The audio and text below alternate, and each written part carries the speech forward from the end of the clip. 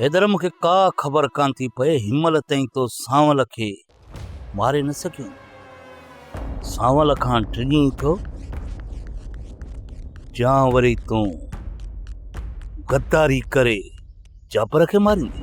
जबर अहिड़ी का बि ॻाल्हि कान्हे। मुंहिंजे कुलनि जे मथां सिकू जे खून जो एतिरो त बार वधी वियो आहे जो मां ॿियो खून नथो करे सघां। जबर हाणे हीउ जेको हैदर आहे न नेक बणजण जी कोशिशि पियो करे। हैदर जेकॾहिं हिकु खून करी या 100 खून करी 20 ते उहो ई दोज़ख में।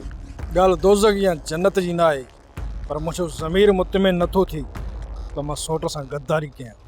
इन मां साफ़ ज़ाहिर आहे तूं असां सां गद्दारी कंदे। मां कंहिंसां बि गद्दारी करणु नथो चाहियां जाबिर। मां पंहिंजे हिसाब सां जियां पियो ऐं मूंखे जीअण जो। तूं पंहिंजी ज़िंदगी सुकून सां तॾहिं गुज़ारींदे जॾहिं तूं पंहिंजे सोट सांवल खे मारींदे। जेसीं ताईं सांवल ज़िंदा आहे न तूं सुकून सां रही सघंदे न वरी असां। मूंखे त तुंहिंजी नियत ते शक आहे किथे तूं गद्दारी न करीं असां सां।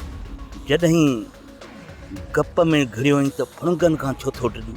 सिकूअ खे बि मारी न त बाक़ी सांवल मारण में तोखे कहिड़ी दिक़त थींदी। हाणे वरी तूं 5 वक़्त जो निमाज़ी थी वियो। जेसीं ताईं तूं पंहिंजे सौट सांवल खे न मारींदे न तेसीं ताईं मां तोखे कोन छॾींदुसि। तोखे हाणे जीअण जो ॿीहर मौक़ो मां कोन ॾींदुसि।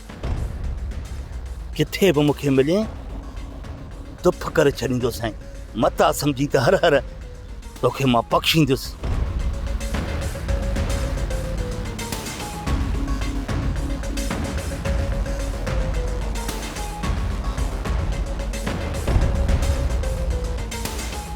सब्सक्राइब कयो असांजो official YouTube channel Singh TV HD drama ऐं वधीक अपडेट लाइ बेल आइकन खे क्लिक करियो।